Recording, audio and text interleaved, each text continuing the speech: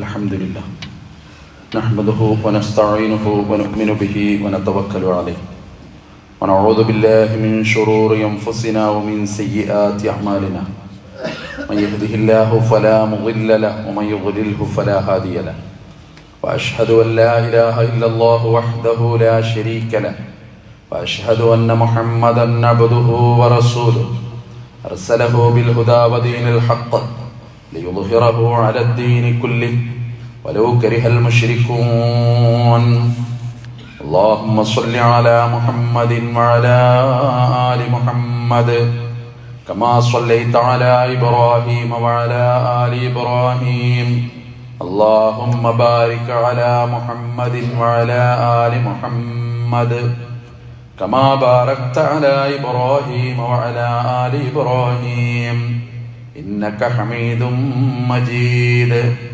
أما بعد فإن خير الحديث كتاب الله وخير الهدي هدي محمد صلى الله عليه وسلم وشر الأمور محدثاتها وكل محدثة بدعة وكل بدعة ضلالة أيها الإخوان والأخوات أوصيكم وإياي أولا بتقوى الله يا أيها الذين آمنوا اتقوا الله حق تقاته ولا تموتن إلا وأنتم مسلمون أعوذ بالله من الشيطان الرجيم بسم الله الرحمن الرحيم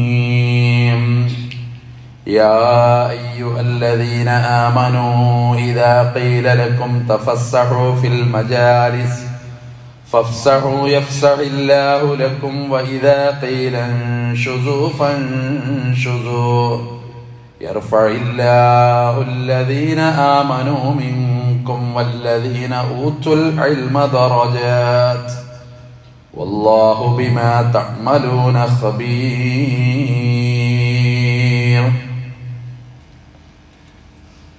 ബഹുമാനികളായ സത്യവിശ്വാസികളെ, വിശ്വാസിനികളെ, സർവശക്തനായ അല്ലാഹുവിൻ്റെ വിധിവിലക്കുകൾ ജീവിതത്തിലെമ്പാടും പാലിക്കുവാൻ എന്നോടും നിങ്ങളോടും ഓർമ്മപ്പെടുത്തുന്നു, വസിയത്ത് ചെയ്യുന്നു. കാരുണ്യവാനായ പടച്ചറബ്ബ് ഇരു ലോക വിജയികളുടെ കൂട്ടത്തിൽ ഉൾപ്പെടുത്തി നമ്മളെല്ലാവരെയും അനുഗ്രഹിക്കുമാറാകട്ടെ. മാരകമായ രോഗങ്ങളിൽ നിന്ന് റബ്ബ് കാത്തുരക്ഷിക്കുമാറാകട്ടെ. റബ്ബിൻ്റെ അപാരമായ അനുഗ്രഹത്താൽ ഏറ്റവും പ്രധാനപ്പെട്ട അറബ് മാസത്തിലെ അറബ് വർഷത്തിലെ ഹിജറ വർഷത്തിലെ അവസാനത്തെ മാസമായ ദുൽഹിജ്ജയിൽ ഇന്നലെ പെരുന്നാളാഘോഷം, ഉദ്ഹിയ്യത്ത്, അങ്ങനെ നന്മയുടെ നിർവൃതിയുമായിട്ട് സമ്മേളിച്ചിട്ടുള്ള പെട്ടെന്ന് വന്ന ഒരു വെള്ളിയാഴ്ച. അല്ലാഹു നമ്മുടെ അമലുകൾ സ്വീകരിക്കുമാറാകട്ടെ. നമ്മുടെ വിദ്യാർത്ഥികൾ ഒരു പുതിയ അധ്യയന വർഷത്തിലേക്ക് കടക്കുന്നു. അവധിയുടെ ആലസ്യത്തിൽ നിന്ന് ഒരു നവോന്മേഷത്തിലേക്ക് അവർക്ക് ചുവടുവെക്കുവാനുള്ള ഒരു അവസരമായി മാറുന്നു. നബി തിരുമേനി സല്ലല്ലാഹു അലൈഹി വസല്ലമയുടെ വിശിഷ്ട സ്വഹാബിയായിരുന്ന കസീർ ബിൻ ഖൈസ് റളിയല്ലാഹു അൻഹു ഒരു സംഭവം പറയുന്നുണ്ട്. ഞാൻ ദിമിഷ്ക് പള്ളിയിൽ എത്തി. അവിടെ ഇരിക്കുമ്പോൾ അബൂദർദ റളിയല്ലാഹു അൻഹുവിൻ്റെ കൂടെ ഞാൻ ഇരിക്കുന്നു. അപ്പോൾ ഒരു മനുഷ്യൻ കടന്നു വന്നു. എന്നിട്ട് അയാൾ പറഞ്ഞു, യാ അബൂദർദ, അല്ലയോ അബൂദർദ, അത്തൈതുക മിനൽ മദീന, ഞാൻ വരുന്നത് മദീനയിൽ നിന്നാണ്. അന്നത്തെ ദമാസ്കസ്, അന്നത്തെ ദിമിഷ്കും മദീനയും തമ്മിൽ ഒരുപാട് കാലത്തിനനുസൃതമായ ഒരു യാത്രാ ദൈർഘ്യമുണ്ട്. അതുകൊണ്ടാണ് അങ്ങനെ പറയുന്നത്. ഞാൻ വരുന്നത് മദീനയിൽ നിന്നാണ്. ഏത് മദീന? മദീനത്തു റസൂലില്ലാഹി സ്വല്ലല്ലാഹു അലൈഹി വസല്ലം, അല്ലാഹുവിന്റെ പ്രവാചകൻ സല്ലല്ലാഹു അലൈഹി വസല്ലമയുടെ നഗരിയായ മദീനയിൽ നിന്നാണ് ഞാൻ വരുന്നത്. എന്നിട്ട് ഈ മനുഷ്യൻ പറഞ്ഞു, ബല്ലഗനി, എനിക്ക് പഠിപ്പിച്ചു തരണം, എനിക്ക് ലഭിക്കണം, അന്നക തുഹദ്ദിസു ബിഹി അനിൻ നബിയ്യി സല്ലല്ലാഹു അലൈഹി വസല്ലം, നബി തിരുമേനി സല്ലല്ലാഹു അലൈഹി വസല്ലമയിൽ നിന്നുള്ള ഏതെങ്കിലും ഹദീസുകൾ എനിക്ക് പഠിക്കണം. അത്രയും ദൂരം ഞാൻ അതിനു വേണ്ടി വന്നതാണ്. അപ്പോ അബൂദർദാ തിരിച്ചൊരു ചോദ്യം ചോദിച്ചു. ഒരുപാട് ദൂരത്തുനിന്നാണ് വരുന്നത്, അതുകൊണ്ട് ഫമാ ജാഅ മിൻക തിജാറ, നിന്റെ ഈ ആഗമനത്തിൽ നിനക്ക് വല്ല കച്ചവടത്തിന്റെ ഉദ്ദേശവും ഉണ്ടോ? ഇത്ര ദൈർഘ്യം യാത്ര ചെയ്ത് വരുമ്പോ വല്ല കച്ചവടവും നടത്തണം, വല്ല വ്യാപാരവും നടത്തണം, വല്ല ബിസിനസ്സും നടത്തണം ഇതിനിടയിൽ എന്ന് നീ കരുതിയിട്ടുണ്ടോ? അപ്പോ ആ മനുഷ്യൻ പറഞ്ഞു, ഖാലല, ഇല്ല, ഞാൻ അങ്ങനെയൊന്നും ഉദ്ദേശിച്ചിട്ടില്ല. ഞാനിവിടെ ഇത്രയും ദൈർഘ്യം കടന്ന്, യാത്ര കടന്ന്, രാവ് പകലുകൾ താണ്ടിക്കടന്ന് ഇവിടെ വരാൻ കാരണം അള്ളാഹുവിന്റെ പ്രവാചകൻ സല്ലല്ലാഹു അലൈഹി വസല്ലമയുടെ ഒരു ഹദീസ് പഠിക്കണം എന്ന അദമ്യമായ താല്പര്യത്തോടു കൂടിയാണ്. അപ്പോ അബൂദർദാ റളിയല്ലാഹു അൻഹു പറയാൻ തുടങ്ങി, അള്ളാഹുവിന്റെ പ്രവാചകൻ പറയുന്നത് ഞാൻ കേട്ടിട്ടുണ്ട്. മൻ സലക ത്വരീഖൻ യൽതമിസു ഫീഹി ഇൽമൻ സഹറല്ലാഹു ലഹു ത്വരീഖൻ ഇലൽ ജന്ന. ദീർഘമായ ഒരു ഹദീസിന്റെ തുടക്കമാണ്. അദ്ദേഹം പറയാണ്, അള്ളാഹു റസൂല് പറയുന്നു, മൻ സലക, ഒരാൾ പ്രവേശിച്ചു ഒരു വഴിയിൽ, ത്വരീഖൻ യൽതമിസു ഫീഹി ഇൽമൻ, അയാൾ വിജ്ഞാനം അന്വേഷിച്ചുള്ള യാത്രയാണ് എങ്കിൽ സഹറല്ലാഹു ലഹു ത്വരീഖൻ ഇലൽ ജന്ന, അയാൾക്ക് അല്ലാഹു സ്വർഗത്തിലേക്കുള്ള ഒരു വഴി എളുപ്പമാക്കി കൊടുക്കും. സ്വർഗവുമായിട്ട് ബന്ധപ്പെട്ടുകയാണ്. എന്നിട്ട് തുടർന്ന് വൈന്നൽ മലായികത, അല്ലാഹുവിന്റെ മലക്കുകളിലെ തളഉ അജ്നിഹതഹാ റിളൻ ലിത്വാലിബിൽ ഇൽമി, അറിവ് നേടുന്നവർക്ക് വേണ്ടി, അങ്ങനെയുള്ള വിദ്യാർത്ഥികൾക്ക് വേണ്ടി തൃപ്തിയോടുകൂടി അവരുടെ ചിറകുകൾ അവർ വിടർത്തിക്കൊടുക്കും. വഇന്ന ത്വാലിബൽ ഇൽമി, അതുപോലെ അറിവ് നേടുന്ന ഒരു മനുഷ്യൻ, ഒരു വിദ്യാർത്ഥി, യസ്തഗ്ഫിറു ലഹു, അവന് പുറത്തു കൊടുക്കും, അവന് പൊറുക്കലിനെ തേടുന്നു, അവന് വേണ്ടി പുറത്തു കൊടുക്കാൻ അല്ലാഹുവോട് ആവശ്യപ്പെടുന്നു, ദുആ ചെയ്യുന്നു. മൻ ഫിസ് സമാഇ വൽ അർള്, ആകാശഭൂമികളിലുള്ള മുഴുവൻ സൃഷ്ടിജാലങ്ങളും, ഹത്തൽ ഹൈതാനി ഫിൽ മാ, സമുദ്രത്തിലെ മത്സ്യങ്ങൾ വരെ, വഇന്ന ഫളലൽ ആലിമി, ഒരറിവുള്ളവന്റെ ശ്രേഷ്ഠത, അലൽ ആബിദി, ഒരു ആരാധന നടത്തുന്നവനെക്കാളും, കഫളിൽ ഖമരി അലാ സായിരിൽ കവാകിബ്, മാനത്തെ നക്ഷത്രങ്ങൾക്കിടയിൽ നിന്ന് വേറിട്ട് നിൽക്കുന്ന ചന്ദ്രപ്രകാശത്തിന്റെ പൂർണ്ണമായ ശ്രേഷ്ഠതയും തിളക്കവും പോലെ. ഇന്നൽ ഉലമാ വറസത്തുൽ അംബിയാ, ഇന്നൽ ഉലമാ വറസത്തുൽ അംബിയാ, പണ്ഡിതന്മാരെന്ന് പറയുമ്പോൾ അവർ അമ്പിയാക്കളുടെ അനന്തരാവകാശികൾ. ഇനി അമ്പിയാക്കളാരാ? ഇന്നൽ അംബിയാ ലം യുവരിസു ദീനാറൻ വലാ ദിർഹമൻ, അവർ അനന്തരം കൊടുക്കാറുള്ളത് ദീനാറും ദിർഹമൊന്നുമല്ല, അവര് ഇൽമാണ്, അവര് ദഅവത്താണ്. ഇന്നമാ വറസുൽ ഇൽമ, അവർ അനന്തരം കൊടുക്കുന്നത് ജ്ഞാനമാണ്. ഫമൻ അഖദഹു അഖദ ബിഹള്ളിൻ വാഫിർ, അതിനാര് സ്വീകരിച്ചു അതൊരു മഹാ സൗഭാഗ്യമാണ്, ഒരു ഭാഗ്യമുള്ളവന് അത് സാധ്യമാകും. ഇബ്നു മാജയുടെ മുസ്ലിമിൽ ഇത് വേറൊരു രൂപത്തിൽ ഈ റിപ്പോർട്ട് വന്നിട്ടുണ്ട്. ഇത് ഇബ്നു മാജയുടെ പൂർണ്ണമായ രൂപം ഇങ്ങനെ വന്ന് കാണുന്നു. ഒരു മനുഷ്യന് ആവശ്യമാണ് അറിവ്, ഒരു മനുഷ്യന് ആവശ്യമാണ് സംസ്കാരം. ഇത് രണ്ടും ഇല്ലാത്ത ആളുകൾക്ക് ഉപചാരങ്ങൾ അറിഞ്ഞുകൂടാ, പെരുമാറാൻ അറിഞ്ഞുകൂടാ, ആരോട് എന്ത് പറയണമെന്ന് അറിഞ്ഞുകൂടാ, മുതിർന്നവരെ ബഹുമാനിക്കാൻ അറിഞ്ഞുകൂടാ, ചെറിയവനോട് കാരുണ്യം കാണിക്കാൻ അറിഞ്ഞുകൂടാ, ഒരു സദസ്സിൽ എന്തു പറയണം എന്ന് അറിഞ്ഞുകൂടാ. അവിടെയാണ് ഈ ജ്ഞാനത്തിന്റെ പ്രത്യേകത. റസൂലുള്ളാഹി സ്വല്ലല്ലാഹു അലൈഹി വസല്ലം അതുകൊണ്ടാ പറഞ്ഞു, ഒന്നുകിൽ നീ ഒരു അറിവ് നേടുന്നവനാകണം, നീ ഒരു പണ്ഡിതനാകണം, കുൻ ആലിമൻ ഔ മുതഅല്ലിമൻ, അല്ലെങ്കിൽ ഒരു വിദ്യാർത്ഥിയാകണം. ഇത് രണ്ടും അത് നിനക്കാകാൻ കഴിയില്ലെങ്കിൽ ഔ മുസ്തമിഅൻ, കേൾക്കാൻ ശ്രമിക്കുക. ഈ ജ്ഞാനങ്ങൾ എന്ത്, അതൊന്ന് കേൾക്കാൻ ശ്രമിക്കുക, ശ്രദ്ധിച്ച് കേൾക്കുക. അതിനും അവസരമില്ലെങ്കിൽ ഔ മുഹിബ്ബൻ, ഇതിന് ഇഷ്ടപ്പെടുന്നവനാകുക. വലാത്തക്കൊൻ ഖാമിസൻ, അഞ്ചാമത്തെ ഒരു തന്നെ ആയി പോകരുത്. അങ്ങനെ ആകുമ്പോ അലസനാകും, രണ്ട് ലോകത്തിന് അവനെ പറ്റാതെയാകും. റസൂലുള്ളാഹി സ്വല്ലല്ലാഹു അലൈഹി വസല്ലം അതുകൊണ്ടാ പറഞ്ഞത്, ഇന്നമാ ബുഇസ്തു മുഅല്ലിമാ, അല്ലാഹു എന്നെ നിയോഗിച്ചത് ഒരു അധ്യാപകനായിട്ടാണ്. ഒരു അധ്യാപകനായിട്ട് അള്ളാഹ് എന്നെ നിയോഗിച്ചു. കാരണം നബിയുടെ ദഅവത്ത് അങ്ങനെയായിരുന്നു. ഒന്നും അറിയാത്തവർക്ക് ഒരുപാട് ഉപമകൾ പ്രവാചകൻ പറഞ്ഞു കൊടുത്തു. ഉദാഹരണങ്ങളിലൂടെ അവരെ പ്രവാചകൻ ദീനിലേക്ക് അടുപ്പിച്ചു. മസലീവ മസലുക്കും, എന്റെയും നിങ്ങളുടെയും ഉദാഹരണം കമസലി റജുലിൻ, ഒരു മനുഷ്യന്റെ ഉദാഹരണം പോലെ. ഞാനും നിങ്ങളും എങ്ങനെയാ? ഔഖദ നാറൻ, ആ മനുഷ്യൻ വിളക്ക് കത്തിച്ചു.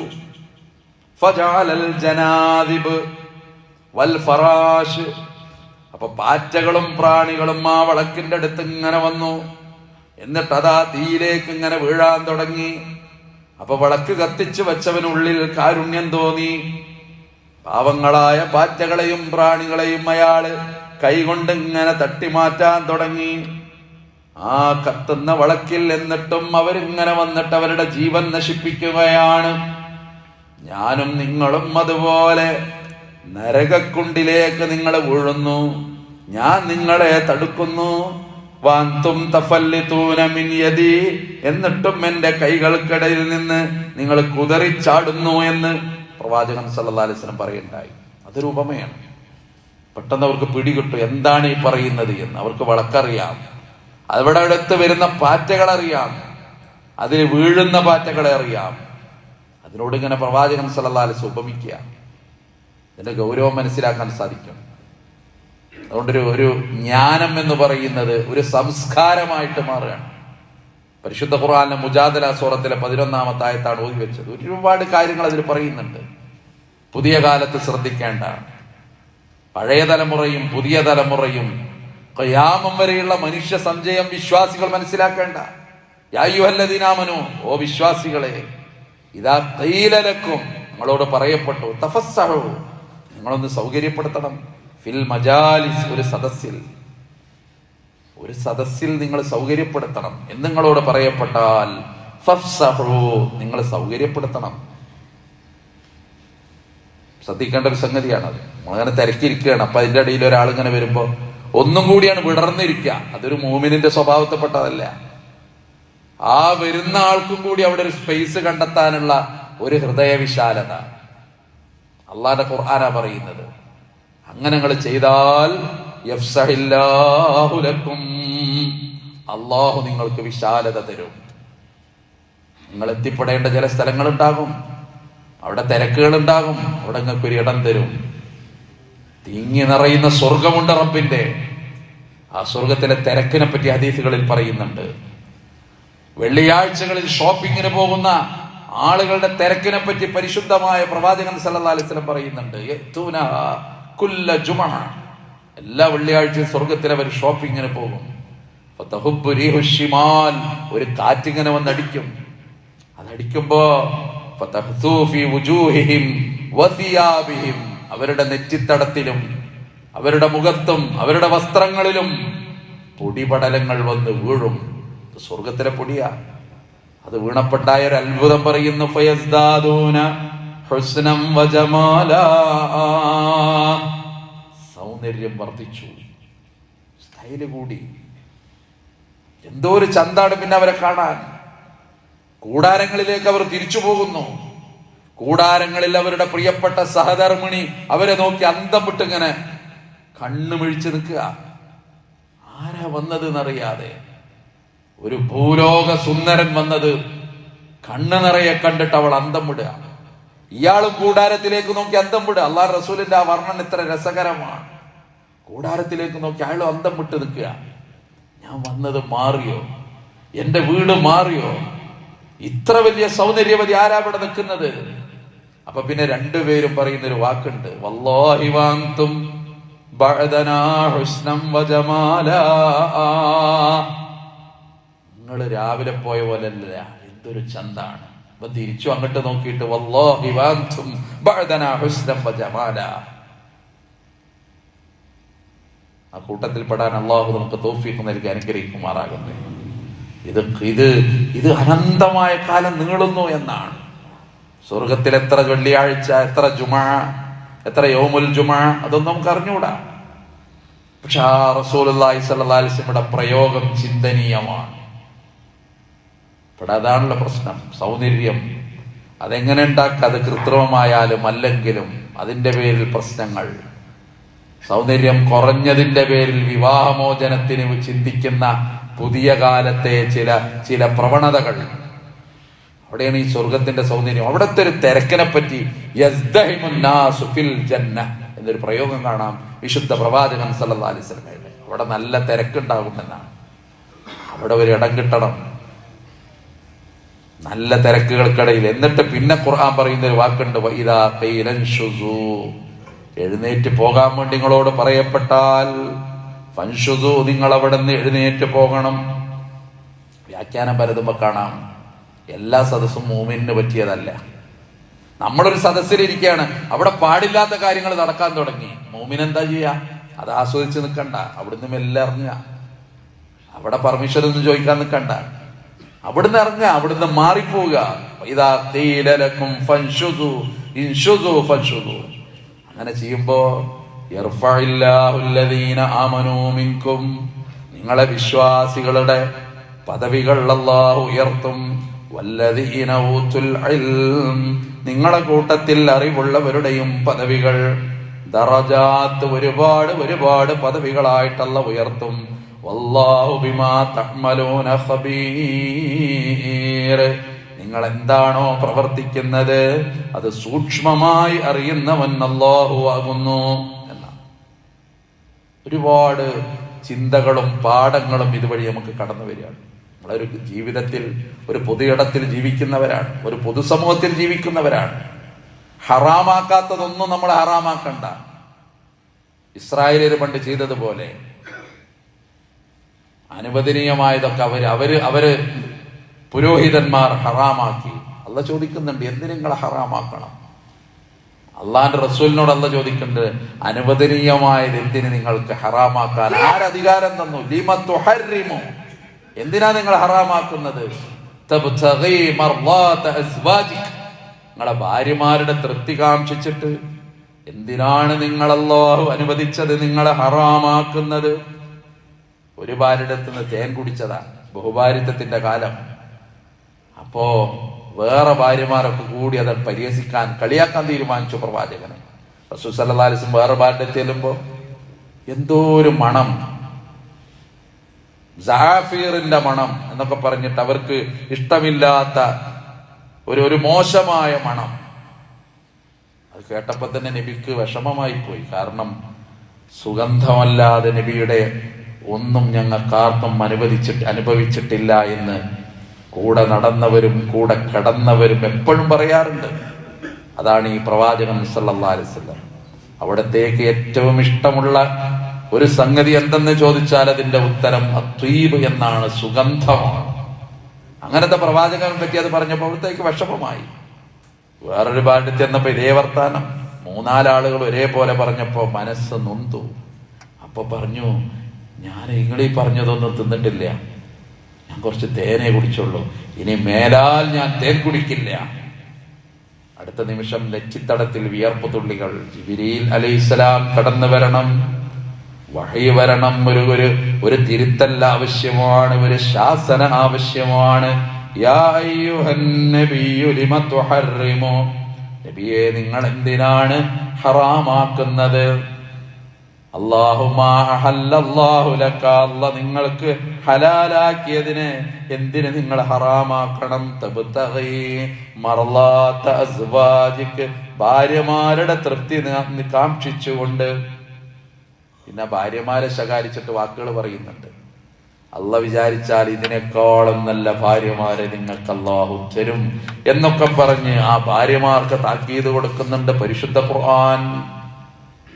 ഞാൻ പറഞ്ഞത് സുഗന്ധത്തിന്റെ കാര്യമാണ്. പ്രവാചകൻ സല്ലല്ലാഹു അലൈഹി വസല്ലമയുടെ ജീവിതത്തിന്റെ ഒരു സവിശേഷമായ സാഹചര്യമാണ്. അപ്പൊ അവിടേക്ക് ഒരു സദസ്സ് അത് വളരെ പ്രധാനമാണ്. അതുകൊണ്ട് ആ മജ്ലിസുൽ ഇൽമി റൗളത്തും മിൻ റിയാദിൽ ജന്ന എന്ന് പറഞ്ഞത്, അറിവ് ചർച്ച ചെയ്യുന്ന സദസ്സ് സ്വർഗത്തോപ്പ് പോലെ മുത്ത് മുസ്തഫ സല്ലല്ലാഹു അലൈഹി വസല്ലം പരിചയപ്പെടുത്തുന്നുണ്ട്. അതുകൊണ്ട് വേണ്ടാത്ത സദസ്സുകൾ, പ്രത്യേകിച്ച് പുതിയ കാലത്ത് ആഘോഷത്തിന്റെ പേരിൽ, സന്തോഷത്തിന്റെ പേരിൽ, ആർമാദത്തിന്റെ പേരിൽ ഒക്കെ പങ്കെടുക്കുമ്പോ നമ്മൾ ആരെന്നുള്ളൊരു ബോധം വേണം. നമ്മുടെ വ്യക്തിത്വത്തെ ഒരിക്കലും കളഞ്ഞു കുളിക്കരുത് എന്നുള്ള ഒരു ചിന്ത എപ്പോഴും ആവശ്യമാണ്.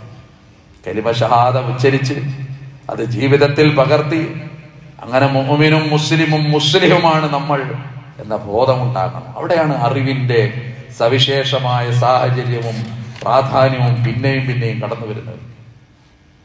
നബി എല്ലാ അധ്യാപകനായിരുന്നു. പെട്ടെന്ന് ആളുകൾക്ക് കാര്യം പിടികിട്ടും എന്താണ് നബി പറയുന്നത്. ശ്രദ്ധ ആകർഷിക്കാൻ വേണ്ടി പ്രവാചകൻ ഒരു അധ്യാപകൻ ചെയ്യുന്ന അതൊക്കെ നബി ചെയ്തിട്ടുണ്ട്. നമുക്കറിയാം, അറഫ പ്രസംഗത്തിൽ അവസാനത്തെ ഒരു പ്രസംഗം ഉണ്ടല്ലോ, ഒരു പ്രഭാഷകനെ ശ്രദ്ധിക്കാൻ എന്തൊക്കെ വേണം അതൊക്കെ നബി അന്ന് ചെയ്തു. അതുകൊണ്ടാ പറഞ്ഞത് ഇതുപോലെ ഒരു ദിവസം നമ്മൾ കണ്ടുമുട്ടിന്ന് വരില്ല. അതോടുതന്നെ അവർ ഭയപ്പെട്ടു. പിന്നെ ചോദിക്കാം, ഈ ദിവസം ഏതാണെന്ന് നിങ്ങൾക്കറിയോ? ഈ മാസം ഏതാന്ന് നിങ്ങൾക്കറിയോ? ഈ സ്ഥലം ഏതാണെന്ന് നിങ്ങൾക്കറിയുമോ? അതവരെ ഉള്ളിലേക്ക് ഇങ്ങനെ അറിഞ്ഞു, അവർക്കൊക്കെ അറിയുന്ന സംഗതിയാണ്. എന്നിട്ട് കുറെ കാര്യങ്ങൾ അവരോട് പറയുന്നു. യാത്രക്കിടയിൽ മണലാരണ്യത്തിൽ അവിടുന്ന് 4 വര വരച്ചു. 4 വര, ഒരു കൊള്ളിക്കഷ്ണം എടുത്ത് ഇങ്ങനെ 4 വര. എല്ലാരും അത്ഭുതത്തോടു കൂടി നോക്കുക, അതെന്താ? അപ്പൊ പ്രവാചകൻ അവരോട് ചോദിക്കുക, ഇതെന്താ നിങ്ങൾക്കറിയോ? അവര് പറഞ്ഞു, അല്ലാഹു വറസൂലുഹു അലം, ഞങ്ങൾക്കറിഞ്ഞുകൂടാ. അപ്പൊ അവിടുന്ന് മറുപടി പറഞ്ഞു, ഇത് സ്വർഗത്തിലെ സ്ത്രീകളുടെ നായികമാർ, സ്വർഗ സ്ത്രീകളുടെ നേതാക്കളാണ് ഞാൻ ഈ വരച്ച 4 വര. എന്നിട്ട് പറയാൻ തുടങ്ങിയതില് ഞാൻ ആദ്യം വരച്ചത് എന്റെ സഹധർമ്മിണിയായ ഖദീജ, പിന്നെ രണ്ടാമത് വരച്ച വര അതെന്റെ മകളായ ഫാത്തിമ, മൂന്നാമത്തെ വര ഈസാ നബിയുടെ ഉമ്മയായ മറിയം, നാലാമത്തെ വര ഫറോവാന്റെ സഹധർമ്മിണിയും മുസാഹിമിന്റെ മകളുമായ ആസിയ റളിയല്ലാഹു അൻഹുന്ന. ഇതാണ് 4 വര. ഒരു മികച്ച അധ്യാപകർക്ക് ഞാൻ മറക്കാൻ കഴിയില്ല. നബി എപ്പോഴും അങ്ങനെയാണ്. ചിലപ്പോൾ മണലാരണ്യത്തിൽ പലപ്പോഴും വരകൾ വരക്കും. അവരെ കാര്യങ്ങൾ ബോധ്യപ്പെടുത്തും. അവരുടെ ഉള്ളിലേക്ക് അതങ്ങ് ഇറങ്ങി വരും. അതുകൊണ്ട് പഠനം വളരെ പ്രധാനമാണ്. ഒരു വ്യക്തിത്വമായിട്ട് അത് രൂപാന്തരപ്പെടണം. പ്രത്യേകിച്ച് പുതിയ മക്കൾ അല്ലെ, വിവാഹം നടക്കുമ്പോ ഇപ്പൊ ഒരു പുതിയ പ്രശ്നം. പണ്ടൊക്കെ മുസ്ലിം സമുദായത്തിലെ പെൺകുട്ടികൾ പഠിക്കില്ല, അവർ പഠിപ്പ് നിർത്തുക, അവർക്ക് അക്ഷരം അറിഞ്ഞുകൂടാ, അല്ലെങ്കിൽ പഠിപ്പ് നിർത്തുകയാണ്. അവിടെ നിന്ന് പുരോഗതി പ്രാപിച്ച് വിമാനം പറപ്പിക്കുന്ന പെൺമക്കൾ മലപ്പുറം ജില്ലയിലുള്ള കാലത്തിലേക്ക് നമ്മൾ കടന്നു പോയിട്ടുണ്ടെങ്കിൽ ഇപ്പൊ വിവാഹത്തിന്റെ അവസ്ഥ എന്താ? അന്വേഷിച്ച് അങ്ങോട്ട് ചെല്ലുമ്പോ പെൺകുട്ടിക്ക് യോജിച്ച ഒരു വിദ്യാഭ്യാസമുള്ള ഒരു ചെറുപ്പക്കാരല്ലാത്തൊരവസ്ഥയ്ക്ക് പോയി. ഈ കുട്ടി എല്ലാം പഠിച്ചിട്ടുണ്ടാവും, PG, അതിനപ്പുറം ബിരുദാനന്തര ബിരുദങ്ങളും എല്ലാ മേഖലകളിലും നമ്മളെ പെൺമക്കൾ തിളങ്ങി നിൽക്കുക. അതിനു പറ്റിയ ആൺമക്കളില്ല. അടുത്തൊരു തലമുറ എന്ന് പറഞ്ഞാൽ ഏറ്റവും വലിയൊരു പ്രതിസന്ധി അത് നേരിടാൻ പോവുകയാണ്. അവിടെയാണ് ചെറുപ്പക്കാരായ സഹോദരന്മാർ, പ്രത്യേകിച്ച് യുവ സഹോദരന്മാർ, വിദ്യാർത്ഥികൾ, ആണുങ്ങളായ കുട്ടികൾ ജാഗ്രത പാലിക്കണം. ഈ അലസത, ഈ മൊബൈൽ ഇങ്ങനെ തോണ്ടിയിരുന്ന് ഒരു ഉത്തരവാദിത്വം ഇല്ലാതെ എന്താ പഠിക്കാന്നറിയാത്ത കുറെ മക്കൾ. ബാംഗ്ലൂരിൽ പോയിട്ട് പഠിക്കണം എന്നാ കുട്ടി പറയണം. എന്താ അവിടെ പഠിക്കണം അതൊന്നും അവനെ അറിഞ്ഞുകൂടാ. എന്റെ തുണക്കാരൊക്കെ അവിടെ പഠിക്കണത്, അതുകൊണ്ട് ഞാൻ അവിടെ പോയി പഠിക്കാം എന്ന് പറയുന്ന തരത്തിലേക്ക് നമ്മളെ മക്കൾ മാറുന്നുണ്ടെങ്കിൽ അവർക്ക് ഒരു ഗൈഡൻസ് കൊടുക്കാൻ സാധ്യമാവുക എന്നുള്ളത് നമുക്ക് പ്രധാനപ്പെട്ട ഒരു സംഗതി കൂടിയാണ്. ഇവർ നമ്മുടെ അടയാളമാണ്, പിതാവിന്റെ രഹസ്യമാണ് മക്കൾ എന്നുള്ള അറബ് പഴമൊഴി വല്ലാത്തതാണ്. അതുകൊണ്ട് ആ തലത്തിൽ തന്നെ അതിനെ കാണാൻ സാധിക്കണം. ഖുർആൻ അതുകൊണ്ടാ പറഞ്ഞത്, ജിബ്രീൽ അലൈഹിസ്സലാം നബിക്ക് ഒരുപാട് ആയത്തുകൾ കൊടുത്തല്ലോ.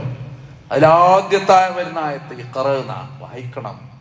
ബിസ്മി റബ്ബിക്കല്ലദീ ഖലഖ്, സൃഷ്ടിച്ചവനായ നിന്റെ നാഥന്റെ നാമത്തിൽ നീ വായിക്കണം. അല്ലദീ അല്ലമ ബിൽ ഖലം, അവൻ പേന കൊണ്ട് പഠിപ്പിച്ചവനാണ്. പേന, എഴുത്ത് എന്നൊന്നും വേണ്ട പോലെ അറിയാത്തൊരു കാലാണത്. റസൂലുള്ളാഹിന്റെ സവിശേഷമായ സ്വഭാവ സാഹചര്യം ഖുർആൻ പറയുന്നത് അൽ ഉമ്മിയ് എന്നാണ്. അതിന്റെ അർത്ഥം അക്ഷരമറിയാത്തവൻ എന്നാണ്. നബിക്ക് അക്ഷരം അറിയുമായിരുന്നില്ല. അവിടുന്ന് ഒപ്പുവെക്കും. അവിടത്തേക്ക് കുറെ എഴുത്തുകാരുണ്ടായിരുന്നു നബിക്ക്. അവരെഴുതി കൊടുക്കും, വിശ്വസ്തരായ എഴുത്തുകാർ. എന്നിട്ട് നബിക്ക് വായിച്ചു കൊടുക്കും. പ്രവാചകൻ അവിടുത്തെ മോതിരം കൊണ്ടതിൽ സീല് വെക്കും. മുഹമ്മദ് റസൂലുള്ളാഹ് എന്ന് രേഖപ്പെടുത്തപ്പെട്ട മോതിരം.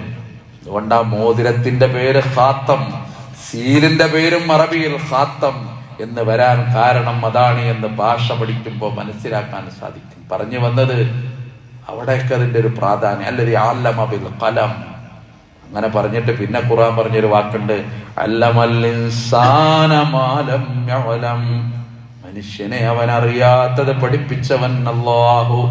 അത് വല്ലാത്തൊരു വാക്കാണ്. ഒന്നും അറിയാതെ ഈ ഭൂമിയിൽ വന്നവരെ നമ്മൾ എന്തൊക്കെ പഠിച്ചോൻ പഠിപ്പിച്ചു തന്നു. വല്ലാത്തൊരു അത്ഭുതം. യബ്ന ആദമ വലദ്ക ഉമ്മുക ബക്കിയാ വന്നാസു ഹൗലക യൽഹഖൂന സുറൂറാ. ഉമ്മ പെറ്റപ്പോ കരയാൻ മാത്രം അറിയുന്ന മക്കൾ, അതാ മനുഷ്യൻ. പിന്നെ എന്തൊക്കെ പഠിച്ചു? അല്ലമൽ ഇൻസാന മാലം യഅലം. അതുകൊണ്ട് അറിവ് അത് അത്ഭുതമാണ്, അത് ജ്ഞാനമാണ്, അത് പ്രകാശമാണ്. അൽ ഇൽമു നൂറുൻ എന്നാണ്, അത് വെളിച്ചമാണ്. അത് മുറുകെ പിടിക്കാൻ സാധിക്കണം. പുതിയ കാലം, പുതിയ അധ്യയന വർഷമൊക്കെ ഒരു അമാനത്ത് ഏറ്റെടുത്ത്, ഒരു ഉത്തരവാദിത്തം ഏറ്റെടുത്ത് നാടിന്, സമൂഹത്തിന്, മാതാപിതാക്കൾക്ക്, കുടുംബത്തിന് ഒക്കെ സാന്ത്വനം നൽകുന്ന, അഭിമാനം പകരുന്ന വ്യക്തിത്വങ്ങളായി തീരാൻ സാധ്യമാവുക. അള്ളാഹു നമ്മുടെ മക്കളെ അനുഗ്രഹിക്കുമാറാകട്ടെ.